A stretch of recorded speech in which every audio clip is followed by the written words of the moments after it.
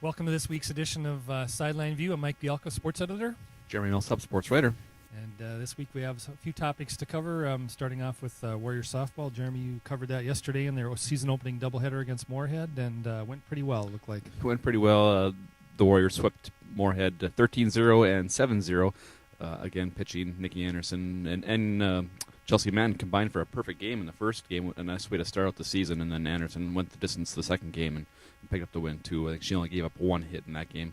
She did hit a batter, but that's pretty good for first time out. Every once in a while, a few get away, so that always keeps everybody on their toes in the batter's box. Yeah. And one of the big questions was offense, and the Warriors just stepped out and they scored 8 runs in that first inning of the first game. So I'm sure they're still concerned about it, but it's not as much as it was. That's a great way to start your season, 8 runs in the first inning, especially for the starting pitcher. I'd like that anyway. So. Yes. Another thing to touch on, Warrior Baseball opens up their season on Thursday at home against Bemidji.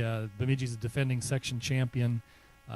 Tough way to start your season, I guess. Brainerd has 3 returning starters in Mitch McLean and the 2 Blakes, Peterson and TC, so they're looking to them for early leadership. And, just great to be able to get outside right away here. Tomorrow will be April 5th and get that opener out of the way. So, I'm expecting the Warriors to always have a good team, and I'm expecting them there to be at the end as they always are. So. I talked to Glenn Hasselberg, Staples Monthly boys and girls golf coach who's been coaching for forever, and he'll admit that. But this is only the second time he's ever been outside on the first day of practice. Mm-hmm. So I know the more coaches I've talked to, I think baseball, for example, was one of them, and I'm pretty sure softball probably was too. I mean, they were out from the very first day of practice, and that's just unheard of. I know we had a nice spring 2 years ago, but I don't think it was as dry as it has been so far. So that's been a great thing for all the spring sports teams. So speaking of weather, track moves outside finally after an indoor season, pretty successful for the Brainerd Warriors. Yep, they've got their time trials in Brainerd here tomorrow. I think it's a 3:30 or 4 o'clock start, and they've been having. I think they've broken school records. Jackson Walters broke the 60-meter boys hurdles record already, the first meet of the year, and then Courtney Ryan and Hannah Lundstrom both broke the school record for the 60 dash inside. So they've had some really good performances here in the first couple weeks. And you have weather like this moving outside, that's I think you'll only improve performances even more. So yep. Going NCAA. We were able to watch Kentucky beat Kansas on Monday night at Sheps on 6th, and also thank you to Ultimate Limo who drove us there and drove us back, so that was nice. We had a little bit too much fun on a Monday night. We haven't come back to work on Tuesday, but I guess that's the way it goes. So, but it was a great time.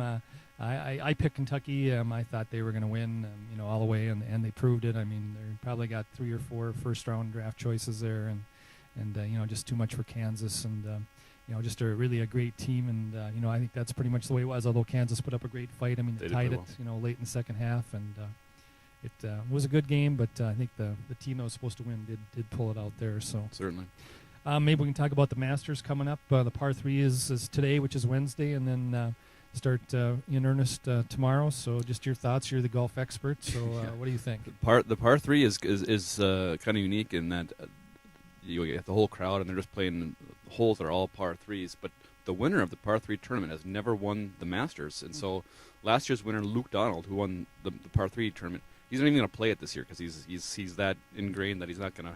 Doesn't want to jinx himself. Doesn't want to be jinxed himself. Yep. Again, Masters, it's always a great tournament, a good way to start out the golf season.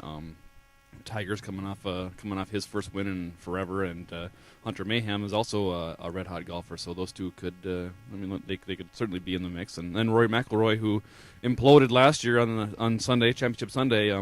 He's always a good player. He won the U.S. Open last year, so it should be a good tournament. It's my favorite golf tournament of the whole year. I think it is for most people, really. I mean, you got the azaleas and everything down there, and It's just really a neat thing. It's Easter Sunday, and it's just a great event for 4 days, and so it's looking forward to it. And speaking of great events, there's a hockey tournament going on too, right? That's right. There is. The Frozen Four will make our producer Jesse happy here. Talk some NCAAs a little bit. Gophers play Boston College in the opening round, and I, for the life of me, can't figure out how those two teams got matched up in the first round, being that they're probably the 2 best teams in the tournament.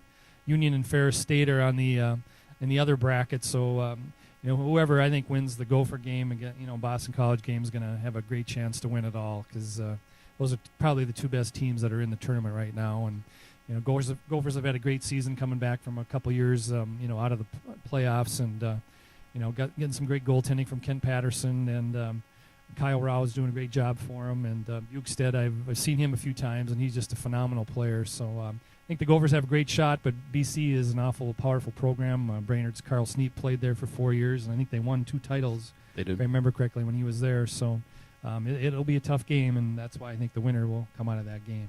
I think a good trivia question for our fans out there. The first person that tweets out where Union is from, where it's actually located, I haven't even heard of it. So if you're the first person to tweet us at Jeremy Millsop or Bert's Ballpark. at Bert's Ballpark, you're going to win a logo ball from Madden's. Yeah, tell us where They'll Union. win something. They'll win something. Yeah, tell us where Union is, and then you'll win something.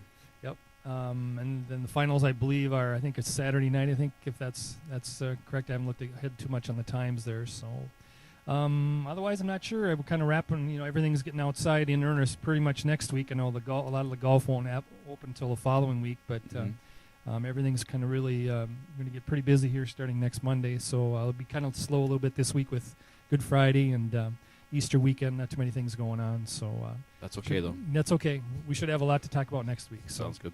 All right, thanks for joining us, and hopefully we'll see you next week at the Marketplace Show, which is the former Commerce Industry Show at the Civic Center. We'll be there Saturday morning at a time to be determined. So hope to see you there, and we'll have hopefully some live guests. Thanks for joining us. Bye. Bye-bye.